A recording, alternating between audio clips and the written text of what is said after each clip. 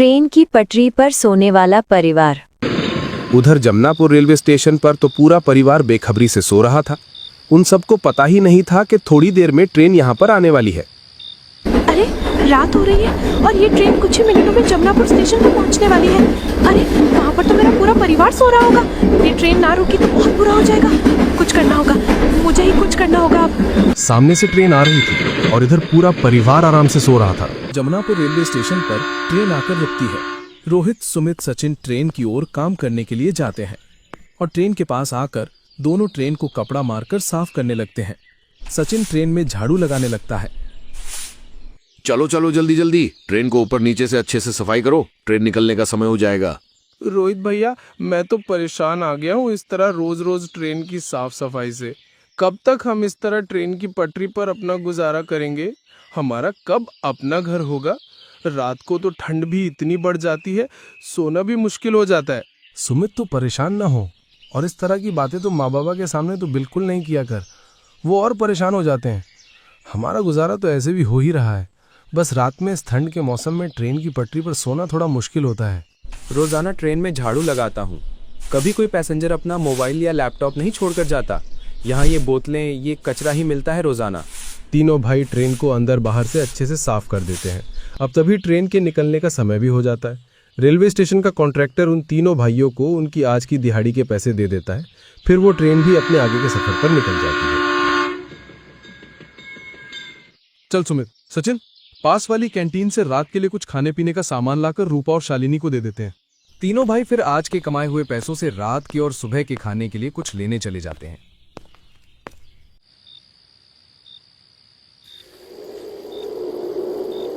सुमित, तुम आज भी दाल लेकर आ गए।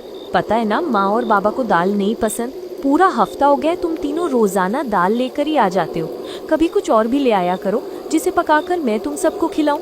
अरे भाभी, इन तीनों की भी इसमें गलती नहीं है। वो कॉन्ट्रैक्टर रोजाना के इन तीनों को जितने पैसे देता है उसमें ये दाल ही आती है। कॉन्ट्रैक्टर को अगर हमारा ख्याल होता तो कब के पैसे बढ़ा देता वो। चल चल बहू, भूख के मारे मेरे पेट में चूहे दौड़ रहे हैं। जल्दी से भोजन बनाकर परोस हम सबको। बड़ी बहू रूपा जल्दी से दाल बनाती है। दाल बनते ही रूपा और शालिनी मिलकर सबको भोजन परोसती हैं और सब मिलकर फिर दाल रोटी खाते हैं। खाना खाते ही सर्दी भी लगने लगी अब तो। चल चल रूपा बहू, जल्दी से कंबल निकाल। सबकी अब सोने की करते हैं। इस ठंड में ऐसे बैठा नहीं जाता। रोज की तरह आज भी ट्रेन की पटरियों पर ही सोते हैं। ये तो अच्छा है कि रात में इस ट्रैक पर कोई ट्रेन नहीं चलती, वरना हम सो भी नहीं सकते थे इन पटरियों पर। शालिनी क्या खड़ी खड़ी बातें सुनती जा रही है? भाभी के साथ मिलकर कंबल लेकर आ सबके लिए। फिर शालिनी और रूपा मिलकर पाइप में से सबकी कंबलें निकालते हैं और फिर पूरा परिवार कंबल ओढ़कर ट्रेन की पटरियों पर ही सो जाता है। ठंड काफी थी, ठंडी ठंडी हवाएं चल रही थी। पूरा परिवार बिना किसी चिंता के ट्रेन की पटरियों पर आराम से सो रहा था। चल सचिन, ट्रेन आने का समय हो गया है। ट्रेन आती ही होगी, जल्दी से ट्रेन की साफ सफाई करके कॉन्ट्रैक्टर से पैसे ले लेते हैं ताकि रोज की तरह आज का भी गुजारा हो जाए। भैया, सुमित, तुम दोनों जाओ, मैं आता हूँ थोड़ी देर में। मुझे माँ बाबा से कुछ बात करनी है, बात करके आता हूँ। तब तक तुम दोनों तो जाओ और जाकर काम शुरू करो। फिर सुमित और रोहित ट्रेन की पटरियों के पास आकर खड़े हो जाते हैं और ट्रेन आने का इंतजार करने लगते हैं। उधर सचिन माँ बाबा से अपने रिश्ते की बात करने का सोच रहा था। बोल भी अब सचिन, क्या बात करनी है तुझे हमसे? माँ बाबा, आप दोनों ने भैया और सुमित की शादी तो करवा दी, अब मेरी कब करवाओगे? मेरे बारे में भी कुछ सोचो। आपको तो पता है ना कि मुझे किस तरह की लड़की चाहिए। एकदम पढ़ी लिखी, होनहार, जिससे शादी होते ही वो कोई अच्छी सी जॉब करके हम सबके दिन बदल दे और हमें इस तरह ट्रेन की पटरियों पर ना रहना पड़े। सचिन बेटा, तू सपने देखना छोड़ और हकीकत में आ जा। तुझसे कौन पढ़ी लिखी होनहार लड़की शादी करेगी?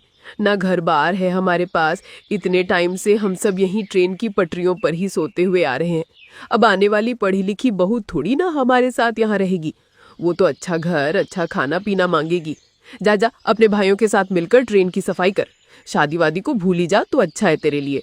नहीं माँ, तुम मेरी शादी करवाओ जैसे तुमने भैया और सुमित की करवाई है वैसे। ठीक है, तेरी शादी किसी कचरा उठाने वाली से करवा देते हैं, क्योंकि तुझे ऐसी ही लड़की मिल सकती है। तेरे भाइयों की कौन से बड़े घर में शादी हुई है? ये जो शालिनी है, ये भी कचरा उठाती थी और ये रूपा भी बिन माँ बाप की गरीब अनाथ है। तो बोल, मैं तेरे लिए ऐसी कोई गरीब लड़की ढूंढकर शादी करवा देता हूँ। हाँ सचिन, कर लेना किसी गरीब लड़की से शादी जो हम जैसी ही हो और हमारे साथ यहीं ट्रेन की पटरियों पर ही सो जाया करे। माँ जी ठीक कहती हैं, ये बड़े बड़े सपने देखना छोड़ दे तू। नहीं भाभी, मैं आप दोनों जैसी अनपढ़ बहू नहीं लाना चाहता। मैं चाहता हूँ कि हमारी किस्मत बदल जाए। आने वाली छोटी बहू हमें इन ट्रेन की पटरियों से निकालकर किसी बड़े घर में ले जाए और हमारा परिवार बड़े से घर में सुख शांति से रहे। माँ देखो ना, तुम्हारी कोई फ्रेंड होगी, पता तो करो। क्या पता मेरे लिए कोई पढ़ी लिखी जॉब करने वाली लड़की मिल जाए। एक बार कोशिश तो करके देखो ना। कोशिश करने में क्या जाता है तुम्हारा।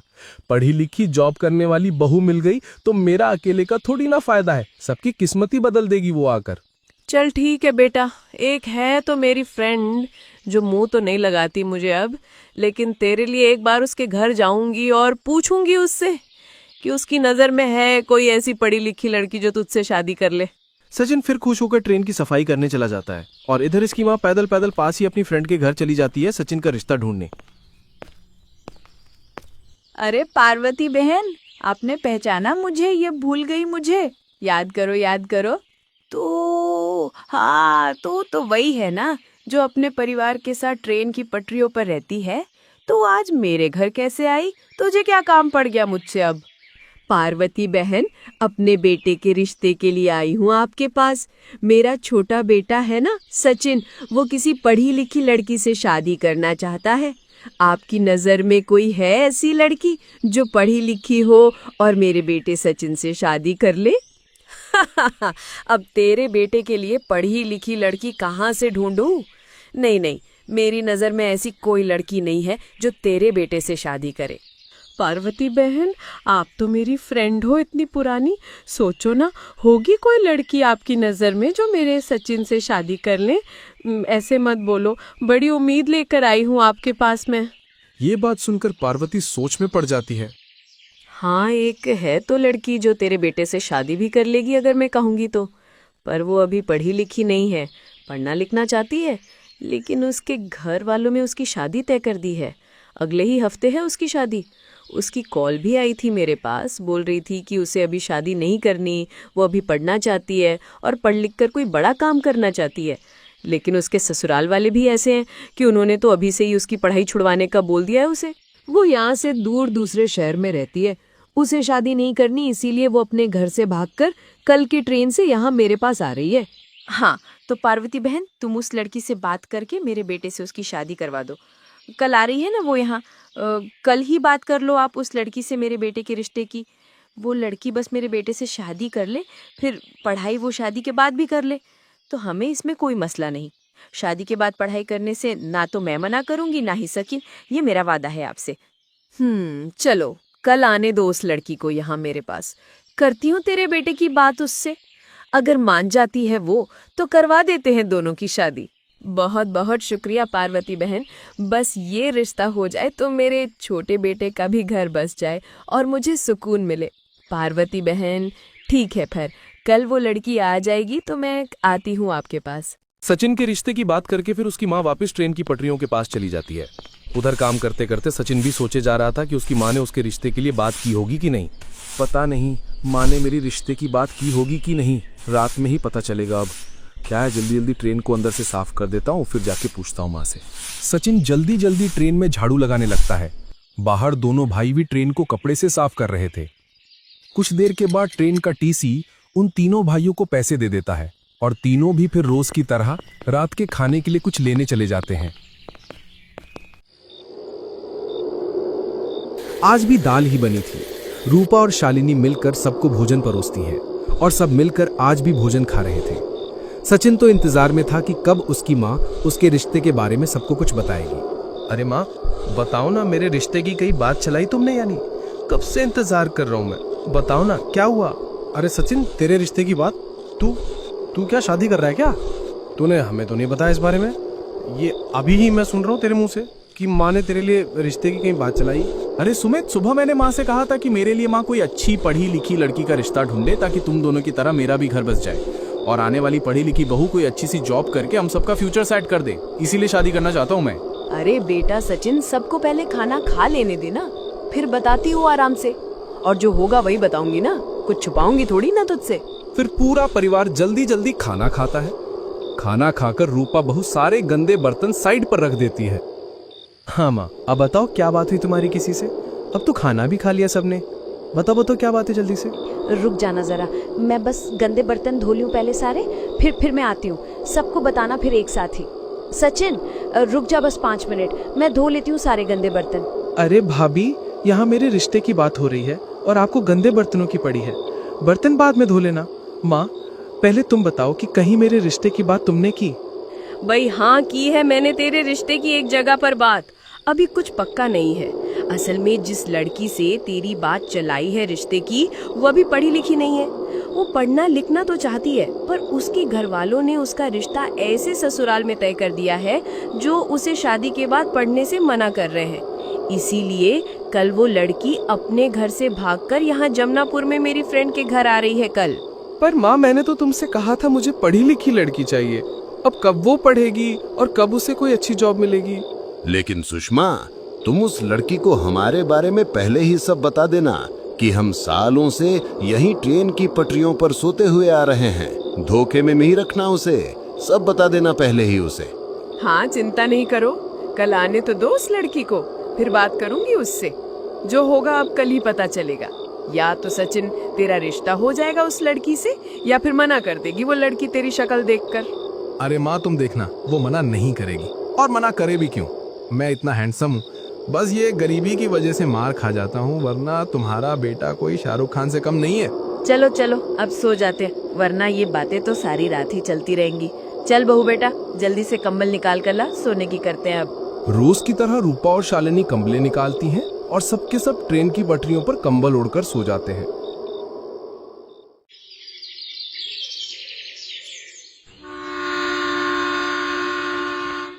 चलो माँ, ट्रेन आ गई है, लड़की भी आ गई होगी। मैं जा रहा हूँ ट्रेन की सफाई करने। मैं सफाई करके वापस आऊं तो कोई खुशखबरी ही सुनाना। तीनों भाई फिर ट्रेन की सफाई करने चले जाते हैं। उधर पार्वती के घर पर वो लड़की भी अपने घर से भागकर आ गई थी।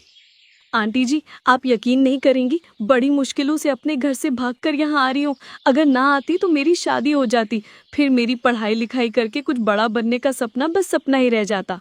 बेटा मेरी बात सुन, मैं अगर तेरी शादी यहाँ ही किसी ऐसी जगह करवा दूं जो शादी के बाद तुझे पढ़ने से बिल्कुल मना ना करे, और तू शादी के बाद आराम से अपनी पढ़ाई चालू भी रखे। पर आंटी जी, ऐसा रिश्ता कहाँ मिलता है जो शादी के बाद भी पढ़ाई करने दे? मैं सारी उम्र कुंवारी रह सकती हूँ पर पढ़ाई नहीं छोड़ सकती। मैं पढ़ाई लिखाई करके कुछ बड़ी बन के ही रहूंगी। हाँ हाँ, क्यों नहीं, तू पढ़ाई कर लेना, तुझे नहीं रोकेगा कोई। बस तू शादी कर ले उस लड़के से जिस जगह मैं करवाना चाहती हूँ। ठीक है आंटी जी, अब मैं आपको कैसे मना कर सकती हूँ? आपने तो मुझे अपने घर में जगह दी। ठीक है, अगर लड़का मुझे पढ़ाई करने से मना ना करे तो मैं उससे शादी कर लूंगी। थोड़ी देर के बाद सचिन की माँ भी अपने बेटे का रिश्ता लेकर पार्वती के घर पर आ जाती है। वो सचिन की फोटोज लड़की को दिखाती है। फोटो देखकर लड़की को सचिन पसंद आ जाता है। बेटी, लड़का कैसा है? अच्छा है ना? हाँ, लड़का तो ठीक है, अच्छा है, पर ये शादी के बाद मुझे पढ़ने तो देगा ना? पढ़ाई से रोकेगा तो नहीं मुझे? अरे बेटी, मेरा सचिन तो खुद ही ये चाहता है कि उसकी वाइफ पढ़ी लिखी होनहार हो। वो पढ़ने से बिल्कुल मना नहीं करेगा, ये मेरा वादा है तुमसे बेटी। ठीक है, मुझे कोई मसला नहीं है फिर सचिन से शादी करने में। मैं तैयार हूँ उसकी दुल्हन बनने के लिए। पर बेटी, एक बात बतानी थी तुझे, हम गरीब हैं। वैसे तो सालों से ट्रेन की पटरियों के पास रहते हैं और रात को सोते भी हम ट्रेन की पटरियों पर ही है। इसीलिए बेटा, मैं सब तुम्हें पहले ही बता रही हूँ, ताकि बाद में तुम्हें ऐसा न लगे कि हमने तुम्हें कोई धोखा दिया है। हाँ बेटी, तो सोच समझ के फैसला कर ले, चाहे तो टाइम ले ले सोचने के लिए। फिर जो जवाब हो बता देना हमें कि तुझे सचिन से शादी करनी है कि नहीं करनी। पार्वती की बात सुनकर पिंकी सोचने लगती है कि उसे सचिन से शादी करनी चाहिए या नहीं। ठीक है आंटी जी, मैं आपके बेटे सचिन से शादी कर लूंगी। मुझे उसकी गरीबी से कोई मतलब नहीं है, वो बस शादी के बाद मुझे पढ़ाई करने दे, मेरे लिए यही बहुत है। ये बात सुनकर सुषमा खुश हो जाती है क्योंकि उसके गरीब साधारण लड़के को एक सुंदर और सुशील लड़की मिल गई थी। ठीक है, मैं जाकर ये खुशखबरी सचिन और अपने परिवार वालों को बताती हूँ। फिर शाम तक मैं सचिन के बाबा और उसके दोनों भाइयों को लेकर आती हूँ। फिर हम बैठ के शादी की बातें कर लेंगे। सुषमा फिर ये बोलकर खुशी खुशी वापस चली जाती है। अरे माँ, क्या हुआ? तुम सब यहाँ क्यों आ गए? क्या हुआ? सचिन के रिश्ते की बात है कोई जो बताने आई हो? हाँ हाँ बेटा, सचिन के लिए लड़की मिल गई।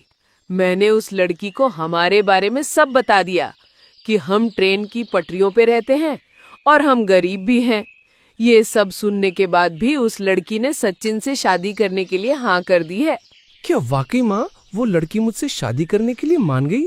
मुझे तो यकीन ही नहीं आ रहा कि अब मेरी भी शादी होगी। शादी के बाद मैं उस लड़की को बहुत पढ़ाऊंगा लिखाऊंगा, फिर कोई उसे अच्छी जॉब मिल जाएगी और हम सब के दिन बदल जाएंगे। हाँ, तो फिर सुषमा आगे क्या करना है?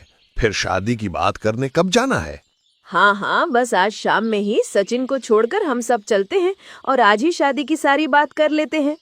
थोड़ी देर में शाम भी हो जाती है। सुषमा अपने पूरे परिवार को लेकर शादी की बात करने पार्वती के घर पर आ जाती है। हमारी होने वाली बहू तो वाकई बहुत सुंदर है। सचिन ने कोई पुण्य के काम किए होंगे जो उसे इतनी सुंदर लड़की मिल रही है। हाँ तो पार्वती बहन, किस दिन रखे सचिन और पिंकी की शादी? शादी हम ट्रेन की पटरियों पर ही करेंगे। ठीक है, फिर 2 दिन के बाद दोनों की शादी करवा देते हैं, अगर आप सबको कोई ऐतराज ना हो तो। नहीं नहीं, हमें क्या इतराज होगा। फिर पक्का है 2 दिन के बाद हम अपने सचिन के हाथ पीले कर देंगे। अब बातचीत होने पर सचिन और पिंकी की शादी का दिन भी तय हो जाता है और फिर 2 दिन गुजरने के बाद आज रेलवे स्टेशन पर रोहित और सुमित ने मिलकर शादी की थोड़ी बहुत सजावट भी कर दी थी। प्यारी लग रही है बेटा। चल अब चलते हैं, सब तैयार बैठे होंगे वहाँ पर। सचिन और पिंकी दूल्हा दुल्हन बनकर मंडप में आ गए थे और अब दोनों की शादी भी हो जाती है।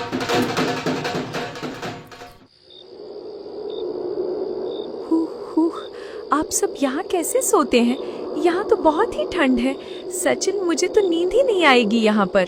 पिंकी, आज तुम्हारी पहली रात है ना यहाँ पर, तभी ऐसा हो रहा है। 2 साल पहले जब हम सब इन पटरियों पर आए थे रहने, तो हमें भी इस तरह की ठंड में नींद नहीं आ रही थी। फिर आहिस्ता आहिस्ता हमें भी आदत हो गई यहाँ सोने की। तुम चिंता ना करो, तुम्हें भी आदत हो जाएगी। बस मैं पढ़ लिख कर कुछ बन जाऊं, फिर आप सबके दिन मैं बदल दूंगी सचिन। वैसे पिंकी, तुम्हारी पढ़ाई का क्या हुआ? कब से स्टार्ट कर रही हो? बस सचिन, स्कॉलरशिप के लिए अप्लाई तो किया हुआ है मैंने। अगर स्कॉलरशिप मुझे मिल जाती है तो फ्री में किसी अच्छी यूनिवर्सिटी में अपनी पढ़ाई मुकम्मल कर सकती हूँ। बस दुआ करो स्कॉलरशिप मिल जाए मुझे। सब तो पहले ही सो गए थे। सचिन और पिंकी भी बातें करते करते सो जाते हैं।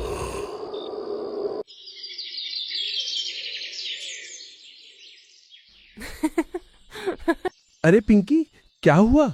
तुम इतनी क्यों खुश हो रही हो? ऐसा भी क्या है ये जिसे देखकर तुम तो हंसे ही जा रही हो? बताओ ना हमें भी, क्या लिखा है इसमें? हाँ बेटी, तुझे क्या कोई खजाने का नक्शा मिल गया है? इतनी खुश हो रही है, बताना हमें भी कि क्या लिखा है इसमें। अरे माँ जी, सचिन, ये देखो, ये स्कॉलरशिप है जो मुझे मिल गई है। यकीन नहीं आता, मुझे स्कॉलरशिप मिल गई। इसी का इंतजार कर रही थी मैं। अब मैं बॉम्बे में जाकर किसी भी बड़े कॉलेज में फ्री में पढ़ाई कर सकती हूँ।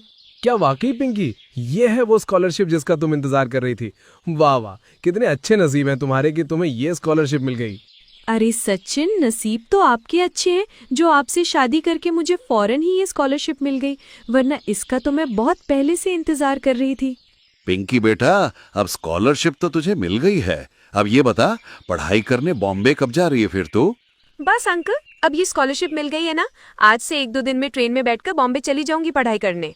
चलो, ये तो बहुत ही अच्छी बात है। हम तो पढ़ लिख नहीं पाए, पर पिंकी तुम पढ़ाई लिखाई करके हमारे परिवार का नाम जरूर रोशन करोगी, ये मैं जरूर जानती हूँ। थोड़ी देर में रात भी हो जाती है। रोज की तरह आज भी बहुत ही ज्यादा ठंड हो रही थी। पूरा परिवार ट्रेन की पटरियों पर कंबल ओढ़े सो रहा था। सचिन, कल सुबह की ट्रेन से ही मैं बॉम्बे जा रही हूँ पढ़ाई करने। मैं अब तो अपनी पढ़ाई मुकम्मल करके ही आऊंगी तुम्हारे पास। पता है, बॉम्बे में मुझे एक होटल में रूम भी मिलेगा फ्री में, जहाँ मैं रहूंगी। मैं तो कहती हूँ सचिन, आप भी मेरे साथ चलो, हम साथ में रहेंगे वहाँ पर। जब मेरी पढ़ाई पूरी हो जाएगी तो साथ ही वापस आ जाएंगे हम दोनों यहाँ पर। नहीं नहीं पिंकी, माफ करना मुझे, मैं नहीं चल सकता तुम्हारे साथ, क्योंकि यहाँ रोजाना ट्रेन आती है जिसकी मुझे झाड़ू लगानी पड़ती है। अगर मैं चला गया तो ट्रेन का कॉन्ट्रैक्टर बहुत गुस्सा होगा और क्या पता वो दिन में थोड़े बहुत जो पैसे देता है वो भी बंद कर दे। इसीलिए पिंकी, मैं अपने परिवार को मुश्किल में डालकर नहीं चल सकता तुम्हारे साथ। बात तो ठीक है आपकी। ठीक है, मैं फिर अकेले ही चली जाती हूँ, पर आप देखना, जब मैं पढ़ाई करके यहाँ वापस आऊंगी तो मुझे यहाँ पर किसी भी बड़ी कंपनी में जॉब मिल जाएगी। जॉब मिलते ही मैं आप सबको यहाँ से ले जाऊंगी किसी बड़े से घर में। सचिन और पिंकी आज भी इस तरह बातें करते करते सो जाते हैं। थोड़ी देर में सुबह हो जाती है। ट्रेन भी आ गई थी बॉम्बे जाने वाली। अब पिंकी भी बॉम्बे जाने के लिए बिल्कुल तैयार थी। माँ जी, अंकल जी, मुझे आशीर्वाद दें कि मैं अब अपनी पढ़ाई अच्छे से मुकम्मल करके ही यहाँ वापस आऊँ आप सबके पास। हाँ हाँ बेटी, हमारा आशीर्वाद तो तेरे साथ ही है। तू जा आराम से और वहाँ जाकर मन लगाकर पढ़ाई कर और इस सचिन की बिल्कुल चिंता मत करना। बस तू अब जा, ट्रेन निकलने का भी टाइम हो गया है अब। पिंकी के जाने से सचिन खुश भी था और थोड़ा उदास भी, क्योंकि पिंकी से उसकी शादी अभी कुछ दिन पहले ही हुई और अब पिंकी इस तरह सबको छोड़कर बॉम्बे जा रही थी कुछ सालों के लिए। पिंकी फिर ट्रेन में बैठ जाती है और ट्रेन भी अब बॉम्बे जाने के लिए रवाना हो जाती है। इधर सचिन शादी से पहले जैसे अकेला था, अब फिर से वो उसी तरह दोबारा अकेला हो गया। अरे सचिन, तू तो इस तरह उदास हो गया कि जैसे पिंकी हमेशा के लिए चली गई हो। आ जाएगी कुछ सालों में पढ़ाई करके। वैसे तू इस तरह परेशान तो ना हो। कुछ घंटों के बाद पिंकी बॉम्बे पहुंच जाती है और उसे बॉम्बे के एक बड़े शानदार से होटल में एक रूम भी मिल जाता है रहने के लिए। वाह भाई, ये होटल और इसका रूम तो बड़ा ही शानदार है। अब मुझे 3 सालों तक यहीं रहना है। 3 साल खत्म होते ही मेरी पढ़ाई भी मुकम्मल हो जाएगी और मैं फिर सचिन के पास वापस चली जाऊंगी। पिंकी को बॉम्बे के बड़े कॉलेज में एडमिशन मिल जाता है और अब पिंकी भी मन लगाकर पढ़ाई करना शुरू कर देती है। इसी तरह फिर कुछ दिन बीत जाते हैं। सचिन तो एक एक दिन गिन रहा था और 3 साल पूरे होने का बहुत बेसब्री से इंतजार कर रहा था। माँ, ये देखो, नया मोबाइल लेकर आया हूँ किस्तों पर। इसके पैसे थोड़े थोड़े करके दे दूंगा दुकान वाले को। अब इस मोबाइल से हम पिंकी से बात कर सकते हैं। अरे वाह बेटा, ये तूने बहुत अच्छा काम किया। चल जल्दी से पिंकी को कॉल मिला, बात करा उससे मेरी। सचिन फिर पिंकी को कॉल मिलाता है। परिवार में से सभी एक एक करके पिंकी से बात करते हैं। इसी तरह 3 साल तेजी से गुजरते हैं। 3 साल कंप्लीट होने में अब 1 ही महीना रह गया था। सचिन बहुत ही ज्यादा खुश था पिंकी के जल्दी वापस आने पर। पिंकी, कल आ रही हो ना तुम यहाँ वापस? हो गई ना तुम्हारी पढ़ाई पूरी मुकम्मल? हाँ हाँ सचिन, हो गई कंप्लीट मेरी पढ़ाई। और कल नहीं, आज ही थोड़ी देर में ट्रेन में बैठकर आ रही हूँ तुम्हारे पास में। क्या वाकई तुम आज ही आ रही हो? मैं सबको बताता हूँ ये खुशखबरी। तुम आ जाओ बस जल्दी से। सचिन फोन रख देता है और सबको फिर ये खुशखबरी सुनाता है। थोड़ी देर में उधर पिंकी भी ट्रेन में बैठकर जमनापुर जाने के लिए निकल गई थी।